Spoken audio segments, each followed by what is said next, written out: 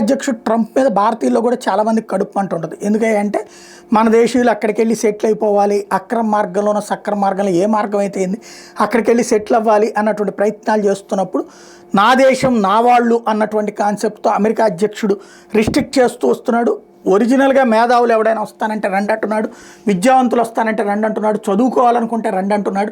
కాకపోతే ఒకదానికి వచ్చి ఇంకో పని చేయొద్దు అంటున్నాడు. అట్లాంటి దాంతో అయితే కనుక మనోళ్ళకి కష్టం కాబట్టి మనోళ్ళకి కొంత కోపం కాదు చాలా కోపం ఉన్నది. ఈ కోపాన్ని తీర్చడం కోసం ప్లస్ డిపోర్టేషన్ జరుగుతున్న తీరు మీద మంటతో ఉన్నటువంటి ప్రజల ఆగ్రహాన్ని చల్లార్చేందుకు కార్టూన్ల రూపంలో లేకపోతే వివిధ రూపాల్లో ట్రంప్ గురించి నెగిటివ్ క్యాంపెయిన్ బాగానే చేస్తున్నాయి మన దేశాల్లో ఉన్నటువంటి మీడియా.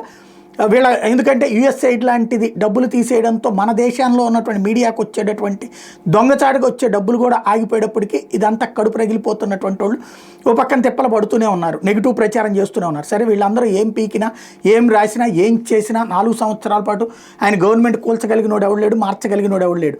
ఈలోపుగా ట్రంప్ తీసుకున్న చర్యల దెబ్బకి భయపడి ఇతర దేశాల నుంచి అక్కడికి వచ్చేటటువంటి సరుకులకి ఖచ్చితంగా టారిఫ్లు ఎక్కువ ఉంటాయి కాబట్టి ఆ దేశంలోనే వచ్చి పరిశ్రమలు పెట్టుకోవడానికి ఎగబడుతున్నటువంటి వాళ్ళతో ఇప్పుడు విపరీతమైన పెట్టుబడులు వస్తున్నాయి. దుబాయ్ నుంచి $1.4 ట్రిలియన్, సౌదీ అరేబియా నుంచి $600 బిలియన్, హోండా వాళ్ళు $20 బిలియన్, యాపిల్ $500 బిలియన్, ఎన్విడా ఏదైతే సెమీ కండక్టర్ చిప్స్ సంబంధించింది $100 billion, SoftBank, Oracle, OpenAI $100 billion, TSMC $100 billion, Johnson and Johnson $50 billion, CMA CGM group $20 billion, Eli Lilly $27 billion, Merck $1 billion, GE Aerospace $1 billion.